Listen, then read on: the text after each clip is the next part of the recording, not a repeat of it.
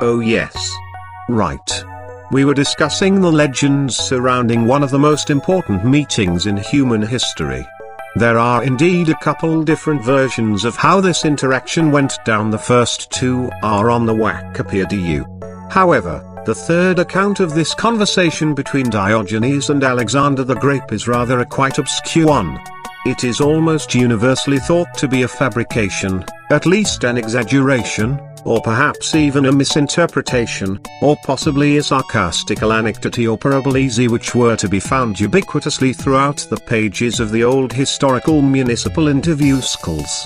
Especially the issues featuring Bremetonium's first post-singular Serban prefect, Mar Bonus Eventus Grissae, circa 2028. In the short-lived municipal publication, Crack Magazine, the mayor's recollection of the meeting between Alexander the Great and Diogenes went like this. Diogenes says, to Alexander the Great, "Hey, fat boy." To which Alexander the Great replied, "Yeah, well, that's fair. I mean, I guess I've put on some weight, and if I were not being body-shamed by Diogenes, I would like to be body-shamed by." "Hey fat boy. Guess what?" interrupted Diogenes, with a menacingly dry glare upon his face. He began gazing intensely into Alexander's eyes at this time. Alexander the Great shrugged in just a touch of winny frustration and asked in his crackling late-blooming puberty's voice, "What?" Diogenes stared into the boy's soul for what seemed like a brief eternity before finally answering thusly, "Chicken butt." All of the world seems to perish in the dead silence that fills the entire hillside, as Diogenes glares into Alexander the Great's little effeminate chubby-cheeked freckly-ass face. If we didn't know better from the history books, we might even think that Alexander the Great was actually beginning to cry. Anyone that would have barely had a chance to think, whoa, no way, Struth, before it fucking happened.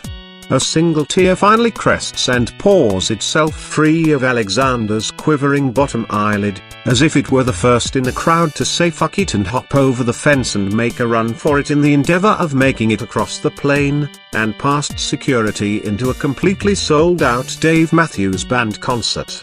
Circa 1995, the salty interloper books it quickly down Alexander the Great's chipmunky-spotted cheek. At first only the rapidly blushing red of Alexander the Great's horrified and embarrassed skin seems to follow that first tear, like a disorganized and out-of-shape squad of security guards, who are giving chase at the pace of a crimson and rather sluggish version of the nothing from the never-ending story. Diogenes' stone-cold flat glare doesn't even seem to notice. He doesn't move a molecule. Then, just as the rest of the now ripe well of crybaby wawa tears crash the gates and follow suit in a mob rampage down the chubby cheeks of Alexander the Great, whose tears were so inspired by the blast of fanfare which they must have taken to recognizing as the rallying cry of cosmic embarrassment, released from its long slumber by that first bold saline streaker. Now recognizing itself as the prophesied boohoo herald, begins to double its speed, bravely running the proverbial standard of the eternal was down Alexander the Great's face for all to see. At this moment, Diogenes' pupils dilated in such a creepy way that one might swear that he had spent years practicing the art of gazing just to get this particular staring contest choreographed perfectly. Then, the slow and deliberate grin of sheer cruel delight begins to emerge upon Diogenes' face. It was silent, but it seemed to say, oh, the great conqueror's shame. Oh, his tears. Oh, his despair. Oh. Then, just as the corners of Diogenes' mouth curved in a smooth malicious bend, to terminate in the points of the wickedest crescent ever to be equipped in utterly cruel delight by a grinning face before or since.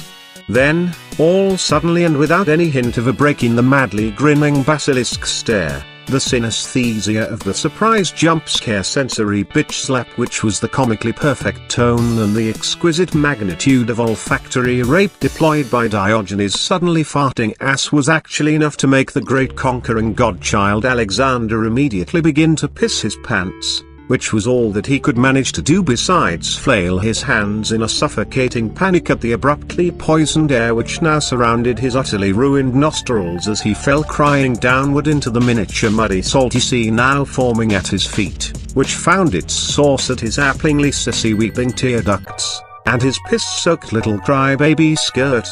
As he lay there in his pathetic filth and terror, choking and crying, the last thing he heard before losing consciousness was the mind-shattering, horrifying, demonically wheezing laughter that would go on to haunt any hopes of a peaceful night's sleep, far, far away from him, for the rest of his relatively short life.